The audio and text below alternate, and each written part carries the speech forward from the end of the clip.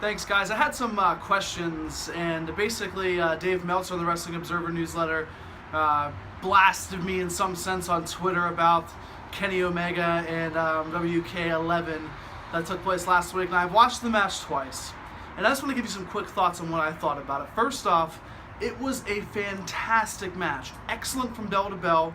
Over 45-50 minutes of just captivating offense, electricity in an arena that is so historically known for putting on great matches, and I loved it. I absolutely loved it.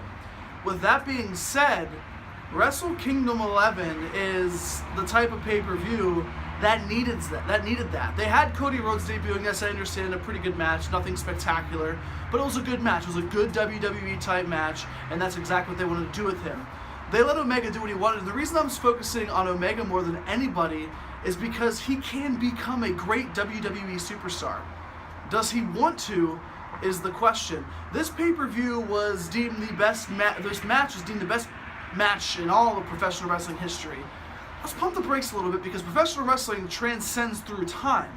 Yes, now this match might be one of the best that you've seen, but that was said before 25 years ago whenever you had the Macho Man Randy Savage and Ricky Steamboat. You also had a fantastic match in AJ Styles and John Cena, a completely different style, completely different story. So it's so hard to judge one person with another. It's like judging Joe Montana with Tom Brady. It's like judging Babe Ruth with Barry Bonds. It's so hard to make a judgment on one match, deeming it the best wrestling match you've ever seen. I don't like 6 stars over 5 because I think it's a little bit ridiculous.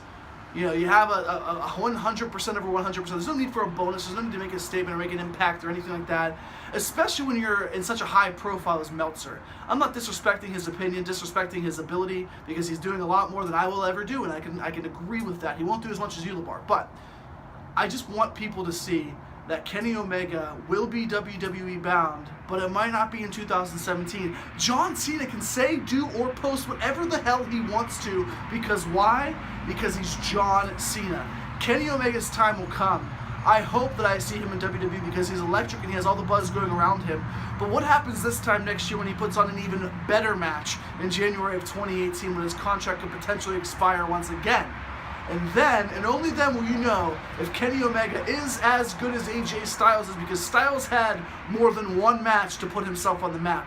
Omega has had many matches as well, but has not gotten this much buzz in his career.